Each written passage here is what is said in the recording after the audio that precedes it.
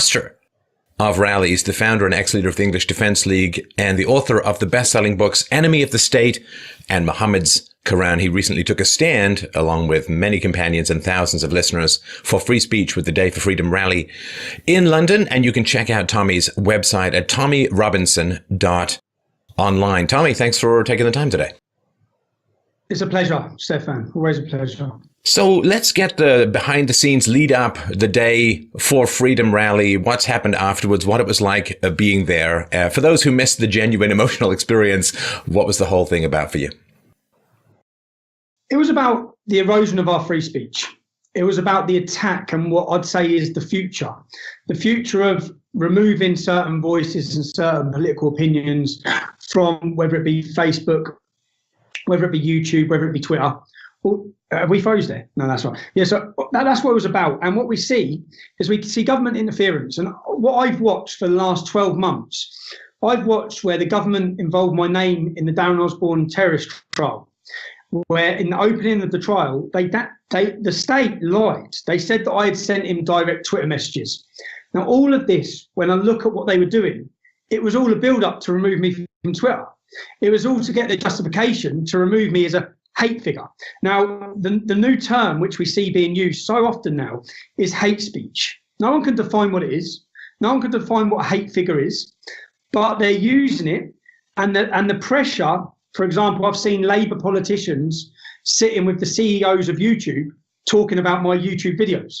So as I'm watching all of this happen, and I've seen where it's gone, I'm removed from Twitter. I see Facebook as next. I see many different people are being removed from these social media platforms, which they're bigger than just private businesses now. They're part and parcel of people's everyday life. They're where people find their news. So the idea is to remove us. That's what I've seen. And this was a demonstration all about that. It wasn't just about myself. It was about, if we look across the globe, we look in America, we look in Canada, we look everywhere. This is happening. We see that, yeah. So that's mainly what it was about. And it was a stressful build up to it. I can sit there now and say it was the most successful and biggest rally I've organised. It was a festival feeling. It was a moment, in fact, a moment that will live with me for the rest of my life. The success of being outside Theresa May's house. We've seen what's happened with Lauren Southern. We've seen Brittany Pettibone. We've seen the path our country's going down. And this was an opportunity for people to stand up and say, we're not part of it. We want to make a stand. Yeah, the question of hate speech, I mean, adding a negative word to the concept of free speech does not nullify free speech. And it's always struck me that all advancements in the human condition, Tommy, all advancements in morality are considered hateful by some. I mean, if you end slavery, then the people who own slaves and transport slaves and catch slaves, they all hate you.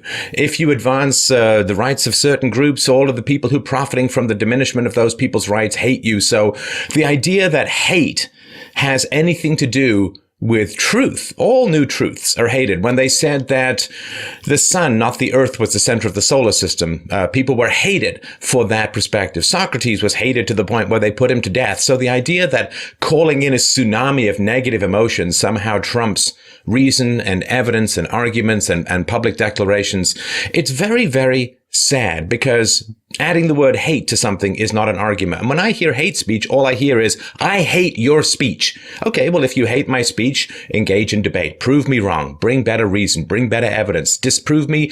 Expose me as a fool in the public sphere. But if you can't do that and you run to the government, you're contemptible.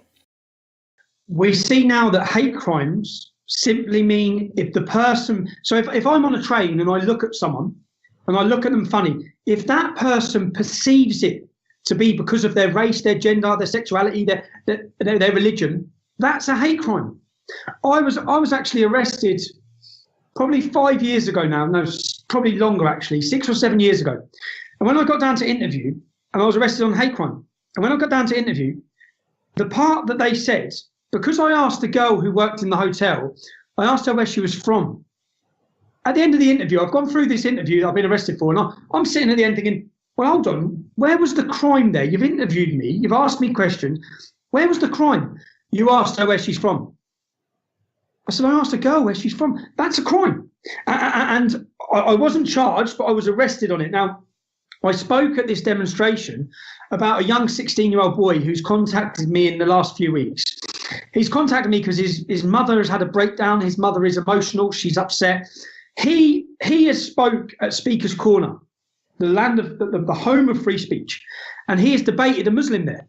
And he has incited no violence, but he's given facts about how Islam is violent, about the history of Islam.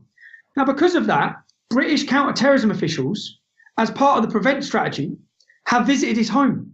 He's 16 years old. Now, imagine he's not broke the law. Imagine being a 16-year-old boy or being his mum and counter-terrorism are in your house. You obviously think something massive's happened here. Something's bad. They're asking the boy, they justified their visit to his home on the fact they didn't like his opinions on Islam. Now, this is the scary thing, because this is one boy that I'm talking about. There are 8 a day, I believe, in the UK that are receiving these sorts of visits. Now, what this is government intimidation. It is scare tactics. And I explained in my speech that the reason why this works, I'm in a group message with 20 other young lads. This 16-year-old boy is one of the men in the group message. It's a football message. It's a group message where people talk about football from around the country. Now, when he's put in counter-terrorism have visited me, and he's put all the reasons why, and he's talking about how scared his mum is, that has a knock-on effect to the other boys, to the other people who are watching, who think, you cannot talk about Islam. You can't, because Prevent, and what we see so often now is when government or our papers talk about hate crime figures, they talk about the Prevent strategy, which, let's face it, the Prevent strategy was brought in to stop Islamic terrorism and Islamic radicalization of children. But to even the numbers, any non-Muslim child that speaks about Islam then gets a visit from the government Prevent and the government Prevent counter-terrorism organisation. So then, when you hear the figures, they'll say the rising number of far-right referrals. Well, this 16-year-old boy, who I'm going to interview next week, this 16-year-old boy done nothing wrong, broke no law, and he's one of your Prevent referrals because he gave his opinion on Islam, which our government don't like. So whether these tactics are purposely done to put fear in amongst the people so that you don't talk about these issues, or whether they're done just to get their numbers up, so then when they talk about counter-terrorism, they can say 50% of all terrorist atrocities are now young white males. Whether that's the case, time will tell. But yeah, we're going down a very slippery path in this country, but people are awake. That's the only satisfaction I get. People are awake, and I see that by the results of the demonstration. Well, and it's tragic for me. I was thinking about this, Tommy, because I grew up in London, and when I was a little kid, the IRA and bombings and so on were a big deal. There were some bombs set off, and I was told as a kid, you go to a bus shelter and you got to look for unattended bags and shopping bags and so on. And there was ample capacity to criticize the use of terrorism for political ends. Now, nobody said all Irish people. Nobody said all Irish people who wish to separate. It was a particular subset of people who felt that it was justified to use political violence in the pursuit of to use violence in the pursuit of their political ends. And the idea that it would then be illegal to criticize this particular subset of an ideology would be incomprehensible in the past, but now this seems to have changed quite a lot.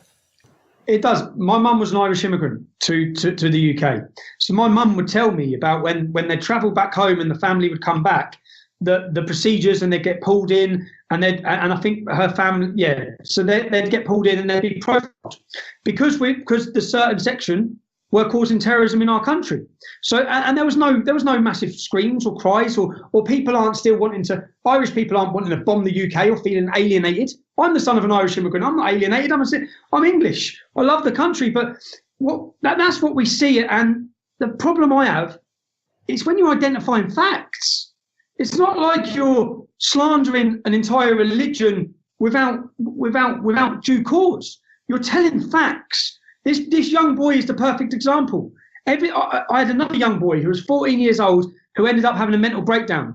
He said in school, Islam is a fascist and violent ideology. He was removed from his class, and he again was put through the Prevent scheme. That's a fact. Now,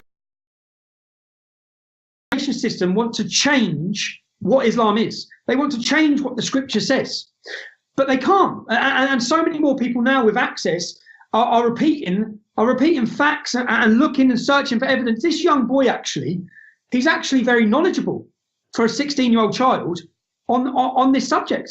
And here he is, the knock-on effect. I don't know if people really understand the knock-on effect that it would have on a family to have counter-terrorism officials visit them, and the problems that would cause that boy.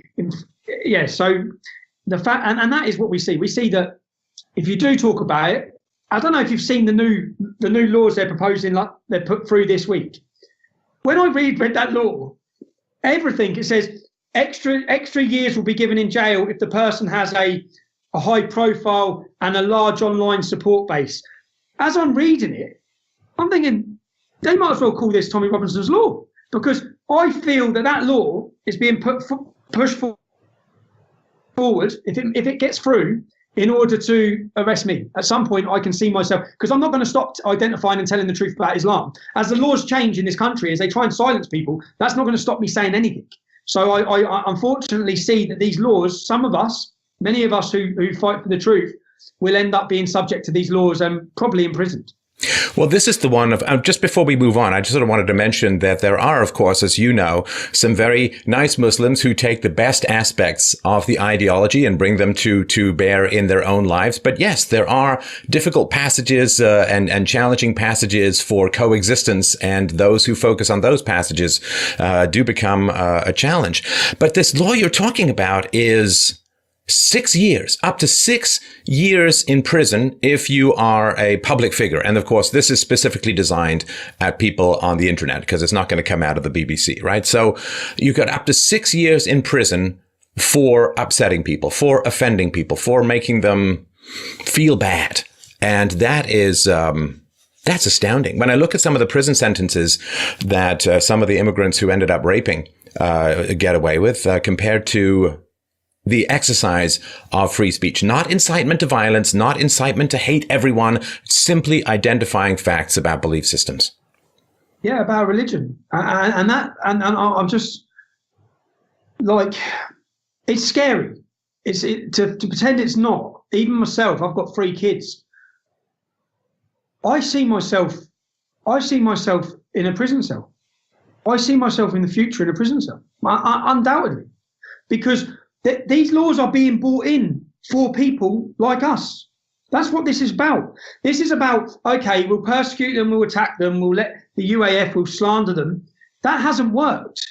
Theresa May would have been sitting in her office, sitting in her home last Sunday, listening to tens of thousands of people screaming outside her front door in a festival atmosphere, and she'd have sat there and realised that they're losing.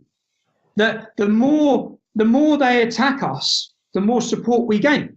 The more they bring in laws like this, it's like, and I'd sit here comfortably now and say, if they imprisoned me on this law, you'll make my voice louder than it's ever been. And how they don't see that, how they don't see that all these people can see now, people have the internet, they're watching these, they're listening to these interviews, they're seeing the whole history of what the government are doing, and no one likes it. Even people who don't like us, even people that don't like me, do not like the path the country's going down when it comes to free speech, when it comes to freedom, when it comes to all these great things. Now, one thing I was super surprised about, which I've seen a complete change, is the way we were policed last Sunday. It was refreshing. It was brilliant, actually, on behalf of the police. I watched the police's face after our demonstration, the happiness from the police and some of the media who were congratulating us on the day we held. There's been a complete shift. There's been a complete shift in the UK.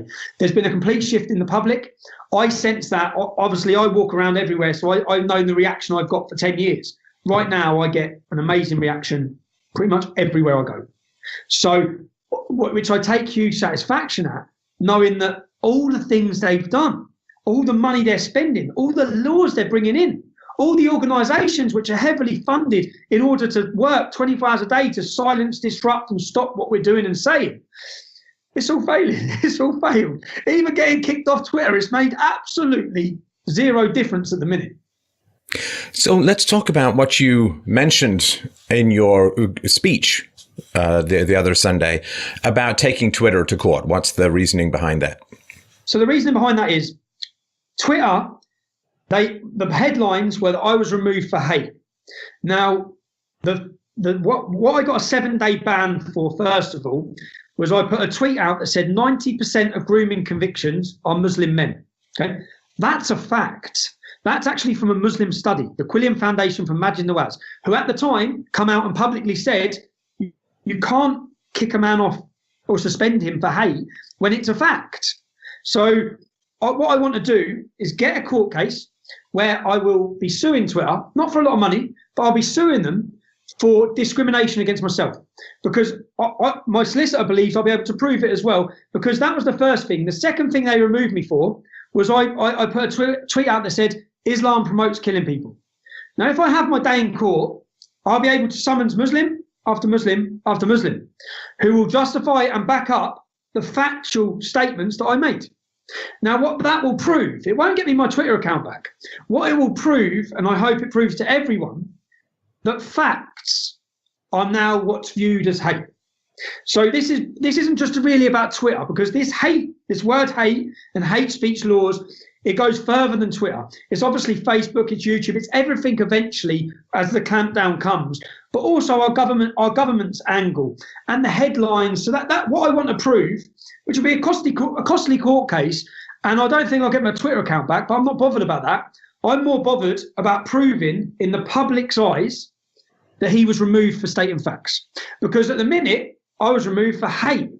Well, I need to prove that facts are now hate in the eyes of the large businesses which are having the government influence. I want to prove, that's what I want to prove in the court of law. It's going against my deep held physiological beliefs. So my deep held beliefs against Islam, which they are my deep held beliefs, when you compare that, which hopefully I'll be able to do in the court of law, I've got a father whose daughter was blown up and killed by Hamas.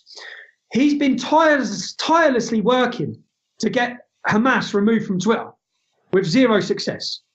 Now, I want all of this to play out in a court of law. You remove me for stating a fact about grooming gang convictions. You will not remove a prescribed terrorist organisation who blew that man's daughter to pieces, who continue to use your platform for terrorism purposes. Yet you'll remove me. So what I know, what you know, what we know, I want the public to know in a played out court case that I will use to do that. It is a shocking thing when you sort of zoom out and look at the promise of diversity and multiculturalism, which was that, hey, we're going to get a lot of new perspectives in society. It's going to enrich everyone. We're going to get deeper and more meaningful conversations.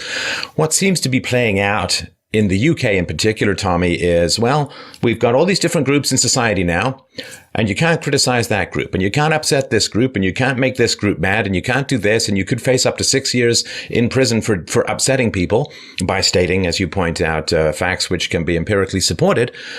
So how is that the diversity that was promised? It seems that it was kind of like this bait and switch. Let's have a lot of diversity.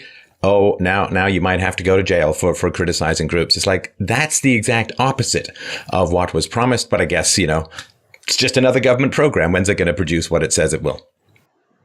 What I find so shocking, what I've been so surprised about, is how blatant they are and how they don't care. That's what I find. When they do something, I think, what? Everyone's going to watch this. Everyone's going to see what you're doing. And they actually don't care at all. And they don't care because we don't scare them. We don't threaten them. They're not worried by our reactions until we organise ourselves politically, until we see a political revolution similar to what America saw, similar to what Italy just saw, similar to what other countries, similar to what Poland saw, Austria saw. But that same feeling that resulted in those political revolutions in those countries is bubbling in this country. And it's bubbling. So I think Britain's primed. Britain is primed right now. The public are ready. The public are more ready than they've ever been to listen, hear and talk about the threats we face and to not be silenced. And that's why you can see that ever more encroachment on taking away our liberties with the laws they're implementing, because the government are scared and the government are worried. So they're worried and they're scared, and we scare them. We scare them, but not in the sense of that they'd fear violence or they'd fear terrorism or they'd fear anything that they can't deal with imprisoning people or taking away their freedoms or liberties. Well, I just saw this survey across Europe that asked voters what were the biggest two issues, and country after country: immigration, terrorism, immigration, terrorism, immigration, and terrorism. And when I made the case that Brexit was substantially driven by the preference for controlling borders and reducing immigration, which, may have nothing to do with racism, probably doesn't for a lot of people. It's just lots of people swarming into a country who are full adults where you don't have a chance to develop the right infrastructure. You don't have the chance to develop enough schools. You don't have the chance to train enough doctors or build enough hospitals and so on. Like, it's just overwhelming a particular situation that the country becomes, like these pictures you see of these rickety buses in India with 300 people hanging off the top about to tip. Like, it's a small island.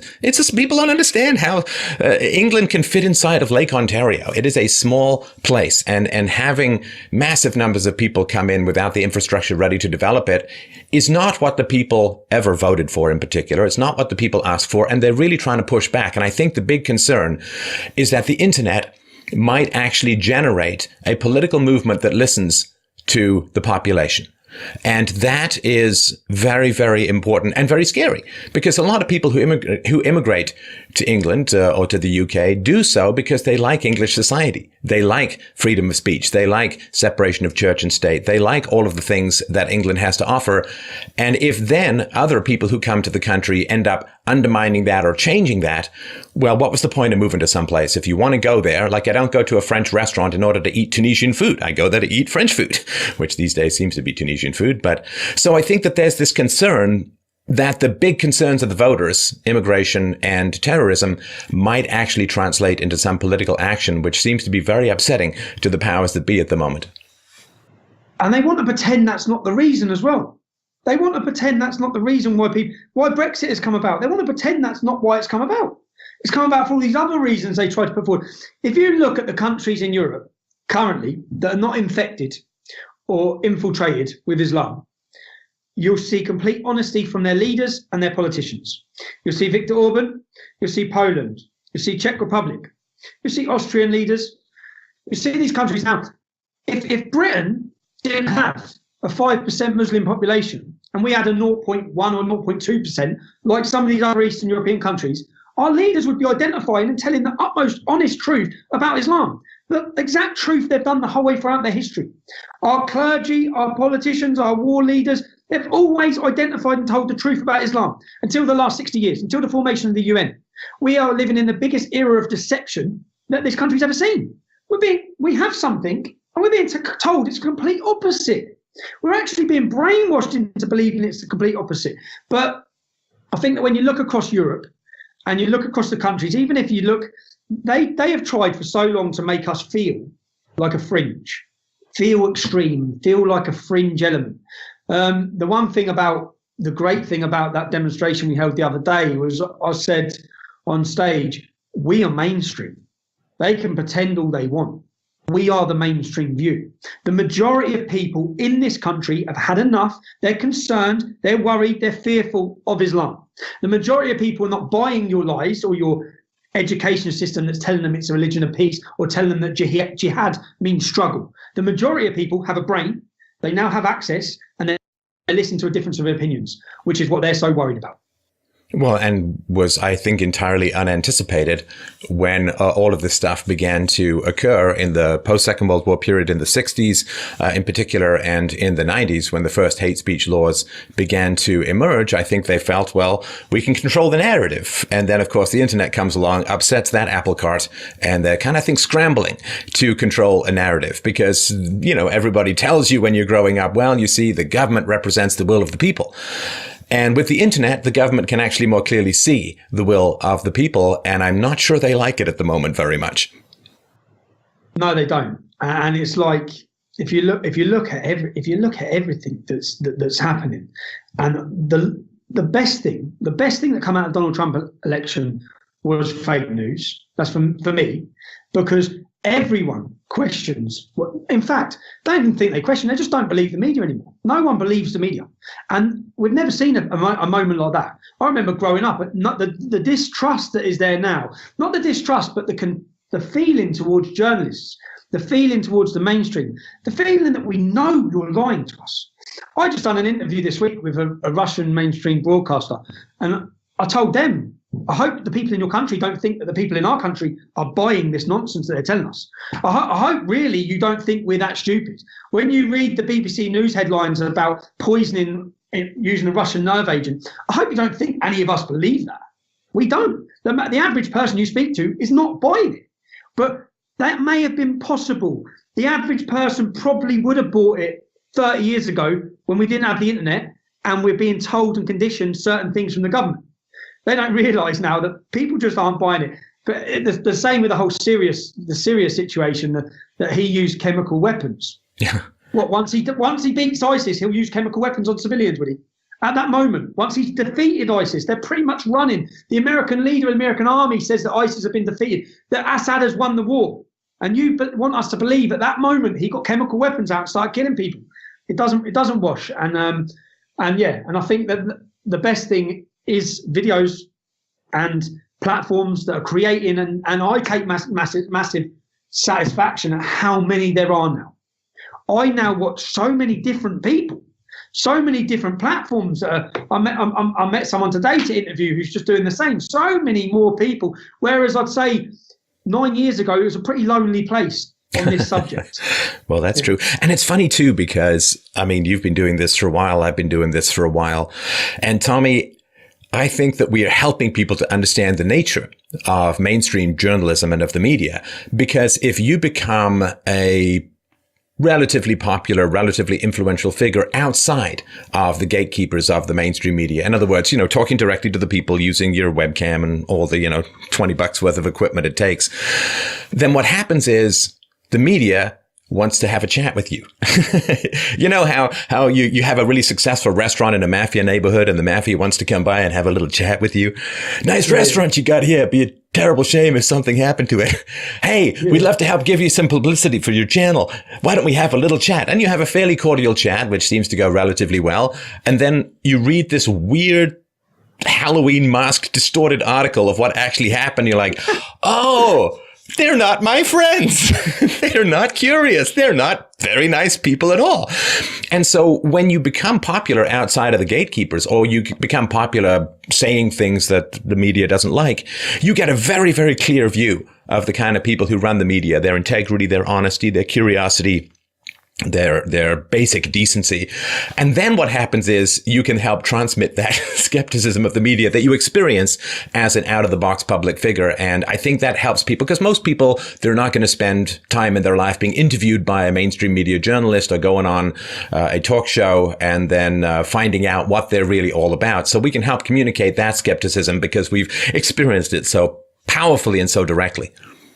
And it's a great moment when, for example, the tens of thousands of people who travelled to London last Sunday, when they read the Guardian article and they say there was 2,000 to 3,000 people, straight away, for all those people that come, for all their families, all the people they speak to, they know that's a complete lie. So then they're asking, well, why are they lying about that? And I had so many people who said it was for a lot of people, that was their first demonstration they've been on. And a lot of people saying, well, thanks. How am I now being called far right?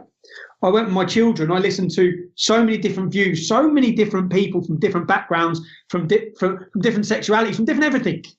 Yeah, and I'm being branded as far right.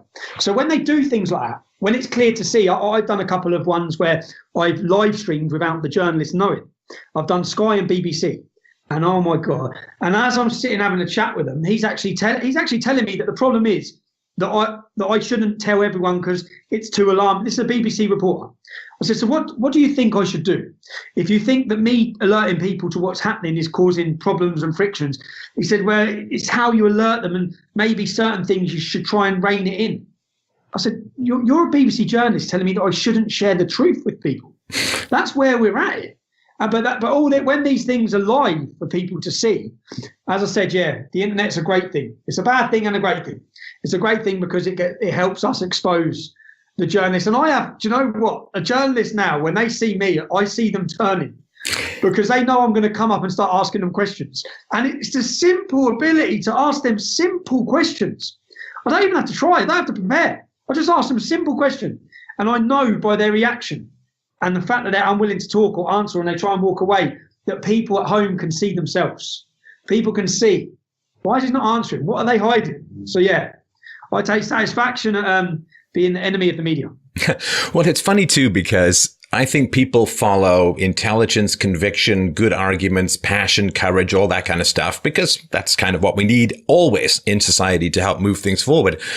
I guess my fundamental question be in the mainstream media. Can you speak your mind? No, you've got a whole bunch of people keeping you on a very short leash. Can you display courage? No, because it'll probably cost you your career. If you have intelligence and conviction and passion, why wouldn't you just go to the unfiltered medium where you can speak directly to people who are interested in what you have to say? Why would you want to go into this sort of rat's maze of obfuscation and confusion and baffling and misdirection and euphemism and so on? Like, if you have a direct message to say, just go say it to people and gather your supporters that way. Why would you want to go into this weird, foggy, alternate maze of nothingness called the mainstream media? And I think people are really starting to see that the true truth tellers are no longer in the offices. They're in their bedrooms. They're in their they're with a cell phone. They're not with a big giant camera. There's a couple of families who 3 of their sons were mowed down, car mounted the pavement, run over these 3 boys. I have the video coming out in the next few days, or this week, hopefully. Now, the car mounted the pavement. It killed these three young lads. They were 16 years old. It hit 5 of them. It killed 3 of them. Now, the mum, one of the mums, Tracy, she was invited on Good Morning Britain. Now, from the start of their son's murder, when they've met the journalists, they've told the journalists this was murder. This is a police cover-up. They're lying. This was a terrorist attack. They've told the journalists where the police are lying.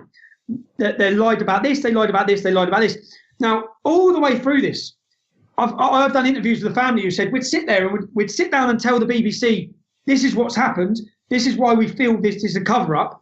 They'd watch the news report and there'd be 10 seconds of them talking, which doesn't cover any of this. They said that when they were invited on Good Morning Britain, they were specifically told, you cannot mention any of those things. When they give a character, when they give I went to their court case where the man was convicted of dangerous driving. Yeah? I went to the court case and they had impact statements about the impact it had caused these 3 families to lose their sons. Some of these 16-year-old boys had sisters, 4 sisters. And I cried my eyes out for a week on this case, man. And I sat and listened to the impact.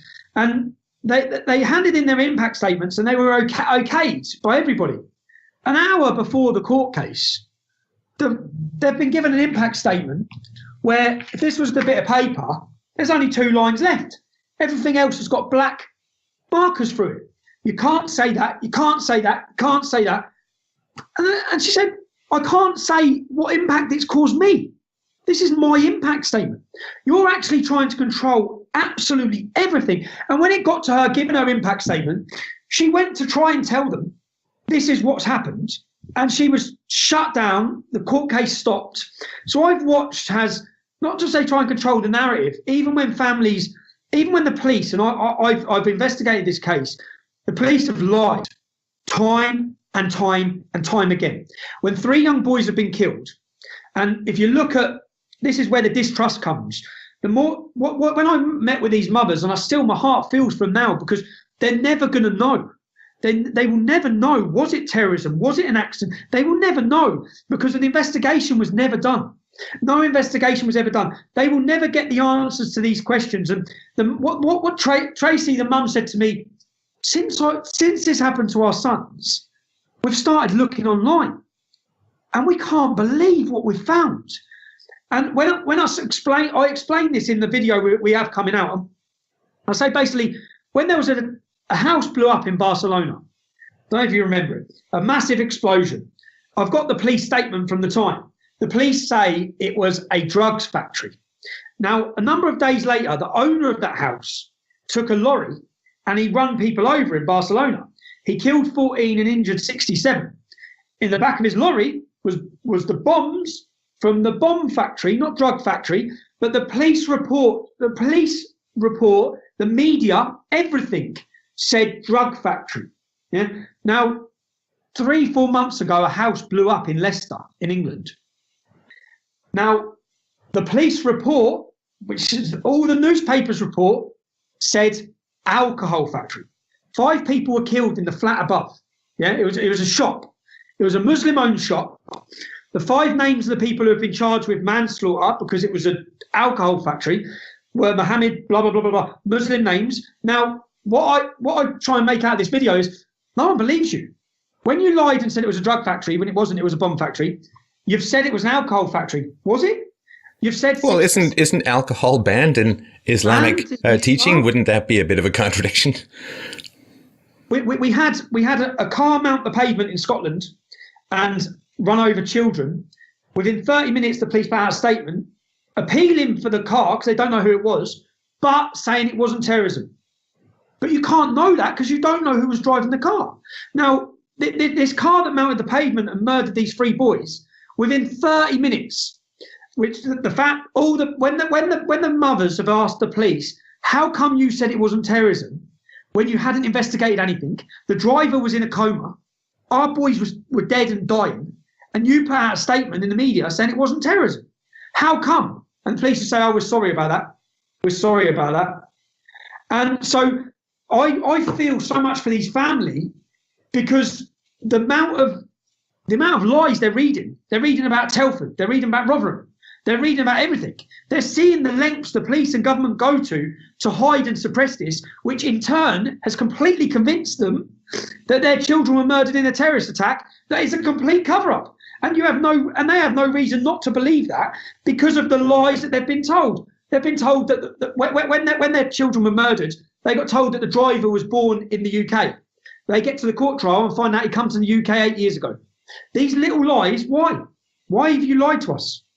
When someone's son's been murdered or killed in an accident or a murder, the police should be super careful about how they treat those families and the contempt and the disgusting treatment of these families. When you see our video, it's actually, I tried to introduce them on stage at our talk. I couldn't talk because I was welling up even thinking about what they're gone through, and the lies and the question of, have there been another 10 terrorist attacks last year? Have there? Have we been told the truth? Does anyone believe what happened at Grenfell? No one. This environment that's been created, not by us, by Hillsborough, by Telford, by Rotherham, by all of your lies, all of your cover-ups. You've now created an environment where we don't trust you. The public do not trust you. They do not believe you. They do not believe the media. That's a dangerous environment. It's a dangerous environment, and that you will end up with so many families like the families I've done this most recent video with, who will never know, and it's gut wrenching. It's gut wrenching that the questions, that the answers they want, the questions they want answers for. There was no investigation into their son's murder. They literally road traffic, right sound, open the road again 2 hours later. And then the family have then gone and done their own investigation. The passenger of the car, I don't say his name in the video, but he's a Muslim lad who was in the car as well. They left the boys dying on the floor. Now, after 10 minutes to research into him, to go through his social media profile, the families found out that he talks about Islam, terrorism, Palestine, me, how I should be removed, all of these things. So then when the family contact the police and say, have you gone through the profiles of these 2 men? Have you looked in? They said, why would we? Why would we have? Because our 3 sons are dead. That's why you should have. But they didn't raid there's so many things that come out of this case. Why wouldn't they? Sorry, Tommy, but I was just thinking about how when Lauren Southern tried to come into England, they went through all of her social media posts, didn't they? These 3 dead kids. 3 dead kids. Why wouldn't they? And why wouldn't they? And what they say, and the 2 boys who've done this in a car, sat in a car in Asda car park for 2.5 hours on CCTV. They don't get out of the car. Now, the family have repeatedly asked, do they drive past and see our children? Because there was a big children's party. and turn the car back round and come back and run them over. And then the police have said, we don't know. Where were they from when they come out of Asda car park to they hit our kids an hour and a half later? Where were they? We don't know. We've gone with the families and we found CCTV cameras everywhere. So they do know. You know because you've looked at the cameras. You know whether they turned around, manoeuvred. You know, but you're not telling the family. So and all of this plays into or is part of the complete distrust and breakdown of trust in police, in government, in media. And I wonder, and this is probably a question that's maybe impossible to answer, Tommy, but I mean, I've known some policemen and they genuinely seem to want to solve crimes and protect citizens. Likely, this is just hypothetical, but it seems to me unlikely, Tommy, that this refusal to investigate, this refusal to get to the bottom of things, knowing the suffering that it's going to cause a family already in grieving that's beyond imagination. I can't imagine it's coming a lot from the rank and file, from the frontline people, that they actually do want to solve problems and protect their citizens. And the question is, where is this paralysis coming from? Where is this refusal to engage in the facts of the case coming from? Well, Katie Hopkins, I believe, put a message out last week saying if you're a police officer, or in the last few weeks, if you're a police officer and you're being told to do your job a certain way and there's difficulties, get in contact. And she was inundated with police officers. The rank and file police officers I meet are all very sympathetic to what's happening. I've had them before. In fact, I don't know if you saw the video where I was with my children in Cambridge and the police come in. I'm out with my children. I'm in a restaurant and the police come in and say, you have to leave the city. I said, what? And I'm like, what are you talking about? Leave the city now or we'll arrest you. I said, what for? I haven't done anything. I'm with my kids. And they said, if you don't leave the city now, we're going to arrest you. Now, I'm taking the police I've got a 4-day court trial booked for this harassment. It's unbelievable when you watch the video. My children become hysterical. I'm just out with my kids. They become hysterical. And when I've got the recordings, which we've just got, Cambridgeshire Police, which is the police force it was, they said that they deleted all their recordings. But Bedfordshire Police, my local police force, who have apologised to me since and been so apologetic, saying that we were outraged with what happened, I've got their recordings. On their recordings, the police officer turns around to the other one and says, this is so embarrassing.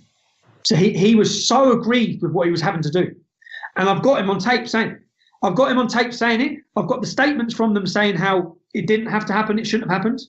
So this case will come up in September, where I think we'll see the police going against their superiors. I had another court case where basically the police were trying to give me a 5-year ban from all football matches. This was just last year. And they'd come to my house, they took me to court. Now the Home Office, this is just so it's not get too complicated, the Home Office run a unit called the Football Policing Unit. So they're not police, they're Home Office, they're part of the government.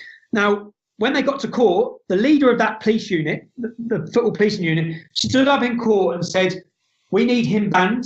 And the ban they were giving me, Stefan, was a map for 5 years. I wouldn't be allowed into Luton Town Centre. I wouldn't be allowed into the train station. I had an entire map drawn of the entire Muslim community that I wouldn't be allowed to step my foot inside on a football banning order. That's what they were trying to put on me. So every Saturday when Luton play football, I would be banned from these areas for the entire day. Yeah, that's what they were putting forward. Now, when the man from the Home Office, the Luton Policing Unit, he got up and he said, yes, we need this because he's a risk. Things can change like that in his presence. He offends Muslims, all these things. I'm sitting there thinking, I've done no crime. I've done nothing wrong. I take my children to watch football. Now, and when my barrister asked him, who's pushing this court case, and he said Bedfordshire Police.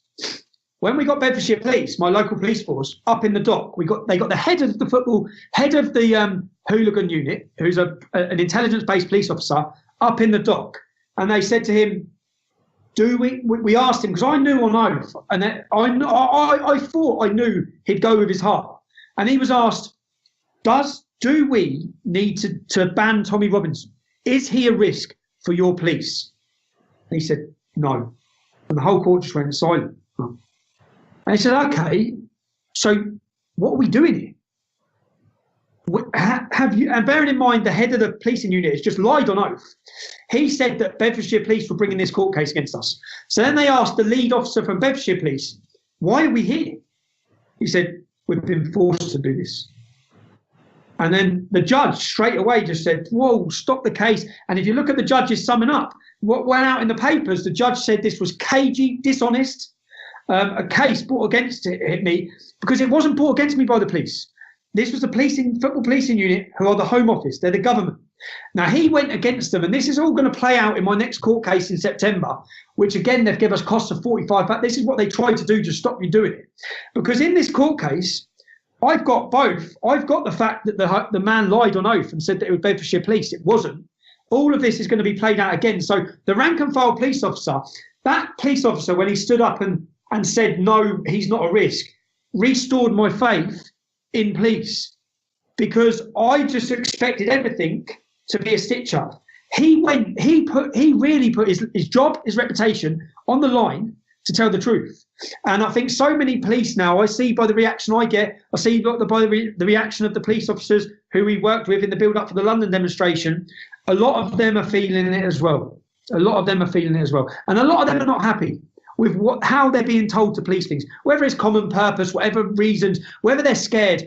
After Stephen Lawrence was murdered, there was institutional racism in the Metropolitan Police Force. Yeah, that was proven. Now, the full 360, that it's just gone so far that now there's institutional racism in the police force, but it's aimed at us. And they've tried to level out a problem that they had, but they've gone full 360. And every police officer is constantly scared because their career, if they get a black mark against their name for racism or anything like that, then it could be detrimental to the progression of their career. So I think that the police are, a lot of the time I complain about the police, but I always make a point of saying it's not the rank and file. This is political policing. The rank and file, their hands are tied behind their back a lot of the time. They're being forced to do things and police things in a way they don't like. Well, I mean, if you think about police officers who get into the business of protecting citizens, particularly the most vulnerable, I can't for the life of me imagine that there's a lot of them who when ordered to look the other way in Telford and Rotherham and countless other towns where these, white working class girls were being tortured and raped and abused in horrifying satanic ways. I can't imagine that they said, yeah, I mean, that's great. This is what I joined the police for was to look the other way when the most vulnerable members of society are being preyed upon. I think that it was horrifying for the rank and file to have to look the other way. I'm sure that there were sleepless nights, there were crises of conscience and so on, and they wanted to actually go and confront and arrest the guys who were doing this, but they were blocked. And so let's talk a little bit about what people can do. I know that you are a thinker and you are a writer, but you're also an action hero, so to speak, in terms of what people should do. So let's close off with talking about people in the UK who are concerned about this. And I think this is a constant topic on people's minds. So, and what is it that you would like to see happen in the UK to begin to turn some of these misdirections around? The biggest thing, I don't blame people. People who say, I get people come up to me every day saying, I follow everything you do, but I can't like you. I can't share it because I've got this job or that job, or it will upset these people. I think the moment will come when that will all turn, when it becomes so acceptable. And what people can do, I understand people because I was that person. Remember, I wore a mask and used a fake name. I wasn't ready to do this. I didn't want to do this. I was scared to do this.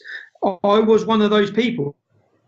I think people need to understand now that the common feeling, the feeling amongst people and the general perception from the British public, you can talk about Islam. You can identify the problems. All I'd say, if people can play their part, even if it's just sharing a video, even if it's just sending it to your email list, everyone has a role to play. Some people are going to have a more pivotal role. Some people have already put themselves out there.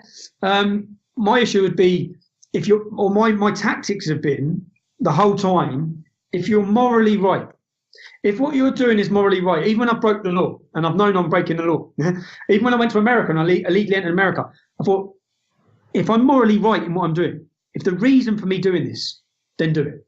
And that's like now, if they bring in a new law that says you can't speak, this new law, I'll break it straight away. I'll break it on a platform that the whole world can see, because any law that infringes and stops us telling the truth must be broken, must be challenged. And but that's what I'd say. People can play their role, and don't be afraid. Don't be afraid. When anyone who comes to our demonstration last Sunday, we want to organise another demonstration. I want to organise a Trump welcoming. I'm in the early stages now of talking with my team about it, but I want to organise such a massive event in London. And I'll just say to people, just come along. Don't believe the hysteria. Don't believe the media, and get involved. Get involved in any way of educating people, whether it be your children, whether it be your friends. Bring about the debate, bring about this discussion. And it can be a big challenge now, but I can guarantee you if people fail to act, it's going to be a much bigger challenge tomorrow and next week and next year. So thanks so much for your time. Really, really appreciate it. Just wanted to remind people to check out Tommy's books, Enemy of the State and Muhammad's Quran. We'll put links to those below. The website is Tommy Robertson Online. And I guess you can go and put flowers on the grave of Tommy's Twitter account. But we'll look forward to seeing what happens from your court case over that. And thanks so much for your time today. Thanks, Stefan. It's a pleasure.